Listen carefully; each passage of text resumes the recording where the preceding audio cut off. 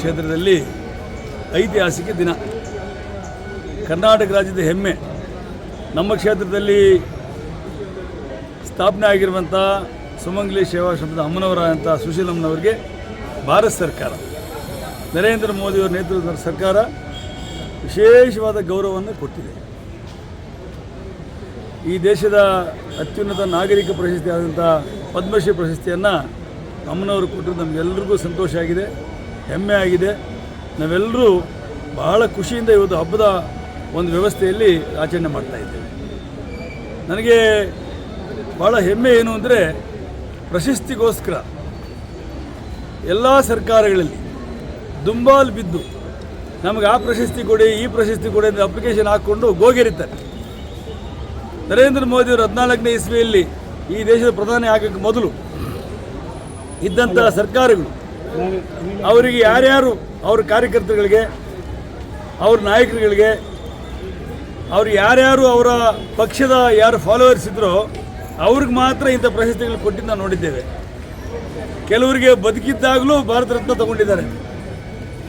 ಭಾಳ ದೊಡ್ಡ ಕೆಲಸ ಮಾಡಿದಂಥ ಈ ಒಂದು ಭಾಳ ಉತ್ಕೃಷ್ಟ ಸೇವೆ ಮಾಡಿದಂಥ ಈ ದೇಶದ ಭಾಳ ನಾಯಕರಿಗೆ ಆ ಹಿಂದಿನ ಸರ್ಕಾರಗಳಲ್ಲಿ ಗೌರವನ ಸಿಕ್ಕಿರಲಿಲ್ಲ. ಈ ಯಾವುದೇ ವ್ಯವಸ್ಥೆ ಒಂದು ಇದನ್ನು ಅವರನ್ನು ಗುರುತಿರಲಿಲ್ಲ. ಅದು ನರೇಂದ್ರ ಮೋದಿ ಬಂದ ಮೇಲೆ ಅಪ್ಲಿಕೇಶನ್ ತಗೊಳ್ಳಿದ್ದೀರ, ಇಂಡಿವಿಜುವಲ್ ಸರ್ವೆ ಮಾಡಿ ಅವರ ಸೇವಾ ಕಾರ್ಯಗಳ ಬಗ್ಗೆ ಇತಿಹಾಸವನ್ನು ತಿಳ್ಕೊಂಡು ಅದನ್ನು ಪರಿಗಣಿಸಿ ಜಾತಿ ಮತ ರಹಿತವಾಗಿ ಮತ್ತು ಯಾವುದೇ ಪಕ್ಷಾತೀತವಾಗಿ, ವಿಶೇಷವಾಗಿ ಯಾವುದೇ ಒಂದು ಈ ರೀಜನಲ್ ಅಂದರೆ ಆ ದೇಶ ಈ ರಾಜ್ಯ ಆ ರಾಜ್ಯ ಅಂದಿರ ಪ್ರತಿಭೆಗೆ ಮಾತ್ರ ಗೌರವ ಕೊಟ್ಟು ಸೇವೆಯನ್ನು ಶ್ಲಾಘಿಸಿ ಈ ಪ್ರಶಸ್ತಿಗಳು ಕೊಡ್ತಾ ಇರೋದು ಅತ್ಯಂತ ಹೆಮ್ಮೆ ಮತ್ತು ಖುಷಿ ತಂದಿದೆ. ಅದರಲ್ಲಿ ಇವತ್ತು ಸುಮಂಗಲಿ ಸೇವಾಶ್ರಮದ ಅಮ್ಮನವರು ಅವ್ರು ಯಾವುದೋ ಅಪ್ಲಿಕೇಶನ್ ಹಾಕಿಲ್ಲ, ಆದರೆ ಅವರ ಸೇವೆಯನ್ನು ಗುರುತಿಸಿ ನಮ್ಮ ನರೇಂದ್ರ ಮೋದಿ ಸರ್ಕಾರ, ಭಾರತ ಸರ್ಕಾರ ಅವರ ಕೆಲಸಗಾರನ್ನು ಗುರುತಿಸಿದೆ. ಜೊತೆಗೆ ಈ ಒಂದು ಪ್ರಶಸ್ತಿ ಅವರ ಗೌರವಕ್ಕಿಂತ ಹೆಚ್ಚಾಗಿ ನಮ್ಮೆಲ್ಲರ ಗೌರವ ಜಾಸ್ತಿ ಆಗಿದೆ.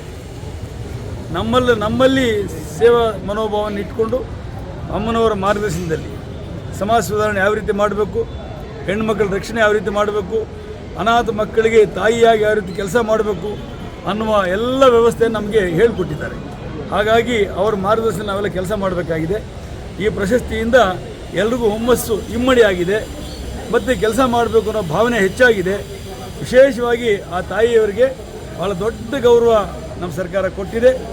ಆ ತಾಯಿಗೆ ಭಾರತ ಮಾತೆ, ಆ ದೇವರು ಇನ್ನೂ 100 ವರ್ಷ ಆಯುಸ್ ಕೊಡಲಿ, ಇನ್ನೂ ಶಕ್ತಿ ಸಾಮರ್ಥ್ಯವನ್ನು ಕೊಡಲಿ, ಇನ್ನೂ ಸಮಾಜವನ್ನು ಕಟ್ಟುವ ಛಲ ಅವರ ಮನಸ್ಸಲ್ಲಿ ಬೇರೂರಲಿ.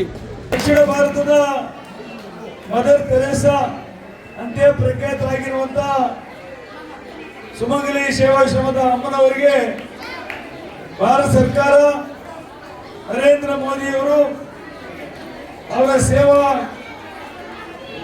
ಕ್ಷಮತೆಯನ್ನು ಅರ್ಥ ಮಾಡಿಕೊಂಡು ಸಮಾಜ ಪರ ಕಾಳಜಿಯನ್ನು ಗಮನಿಸಿ ಅನಾಥ ಮಕ್ಕಳಿಗೆ ತಾಯಿಯಾಗಿ ಕೆಲಸ ಮಾಡ್ತಾ ಇರುವಂಥ, ಸಮಾಜದಲ್ಲಿ ಹೆಣ್ಣು ಮಕ್ಕಳಿಗೆ ವಿಶೇಷವಾದ ಒಂದು ಬದ್ಧತೆ, ರಕ್ಷಣೆ ಮತ್ತು ಗೌರವವನ್ನು ಕೊಡುವ ನಿಟ್ಟಿನಲ್ಲಿ ಸುಮಾರು ದಶಕಗಳಿಂದ ಕೆಲಸ ಮಾಡ್ಕೊಂಡು ಬರ್ತಾ ಇರುವಂಥ ಅಮ್ಮನವರಿಗೆ ಬಂದಿರುವ ಪದ್ಮಶ್ರೀ ಪ್ರಶಸ್ತಿ ನಮ್ಮೆಲ್ಲರ ಗೌರವವನ್ನು ಹೆಚ್ಚು ಮಾಡಿದೆ ಅನ್ನೋದನ್ನು ಬಹಳ ಹೆಮ್ಮೆಯಿಂದ ಹೇಳಕ್ಕೆ ಇಷ್ಟಪಡ್ತಾ ಇದ್ದೀನಿ ನಿಮ್ಗೆಲ್ಲರಿಗೂ.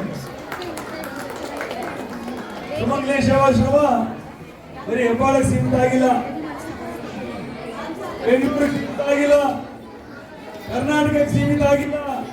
ಇವತ್ತು ಇಡೀ ಭಾರತದಲ್ಲಿ ಸುಮಂಗಲಿ ಸೇವಾಶ್ರಮ ಹೆಸರು ಮಾಡಿದೆ ಅನ್ನೋದನ್ನ ಬಹಳ ಹೆಮ್ಮೆಯಿಂದ ಇಷ್ಟಪಡ್ತಾ ಇದ್ದೀನಿ. ಅದಕ್ಕೆ ಯಾರು ಕಾರಣೀಭೂತರು ಅಂದ್ರೆ ನಮ್ಮೆಲ್ಲರ ತಾಯಿ ಸುಶೀಲಮ್ಮನವರು. ಈ ಒಂದು ಕೆಲಸ ಮಾಡೋದಕ್ಕೆ ಅವರಿಗೆ ಸಹಕಾರಿಯಾಗಿ ನಿಂತಿರುವಂಥ ಎಷ್ಟೋ ಜನ ತಾಯಿದ್ದೀರಿ, ಅವ್ರಿಗೆಲ್ಲರಿಗೂ ಈ ಗೌರವ ಸಲ್ಲಬೇಕು ಅಂತ ಹೇಳಿ ನಾನು ಪ್ರಾರ್ಥನೆ ಮಾಡಿಕೊಡ್ತಾ ಇದ್ದೀನಿ ಸ್ನೇಹಿತರೆ. ಹಾಗಾಗಿ ನಮಗೆ ಬಹಳ ಹೆಮ್ಮೆ ಇದೆ. ಮೊದಲಿಂದ ಈ ಆಶ್ರಮದ ಬಗ್ಗೆ ನಮಗೆಲ್ಲರಿಗೂ ಪ್ರೀತಿ ಮತ್ತು ಗೌರವ, ತಾಯಿಯವ್ರ ಕಂಡ್ರೆ ಪ್ರೀತಿ ಮತ್ತು ಗೌರವ. ಅವರು ಮಾಡಿರುವ ಸಮಾಜ ಸೇವಾ ಚಟುವಟಿಕೆಗಳು ಬಹುಶಃ ಹೇಳಕ್ಕೆ ಸಾಧ್ಯ ಇಲ್ಲ, ಅಷ್ಟು ದೊಡ್ಡ ಪ್ರಮಾಣದಲ್ಲಿ ಮಾಡಿದ್ದಾರೆ. ಅದನ್ನು ಗಮನಿಸಿ ನನಗೆ ಇನ್ನೊಂದು ಬಹಳ ಹೆಮ್ಮೆ ಏನು ಅಂದರೆ, ಸರ್ಕಾರಗಳಿದ್ದಾಗ ಪದ್ಮಶ್ರೀ ಪ್ರಶಸ್ತಿ, ಪದ್ಮಭೂಷಣ, ಪದ್ಮವಿಭೂಷಣ ಎಲ್ಲ ಪ್ರಶಸ್ತಿಗಳಿಗೆ ಅರ್ಜಿ ಹಾಕ್ಸ್ಕೊಳ್ತಾ ಇದ್ರು, ಅಪ್ಲಿಕೇಶನ್ ಹಾಕ್ಸ್ಕೊಳ್ತಾ ಇದ್ರು. ನಮಗ್ ಕೊಡಿ ನಮಗ್ ಕೊಡಿ ನಮಗ್ ಕೊಡಿ ಅಂತ.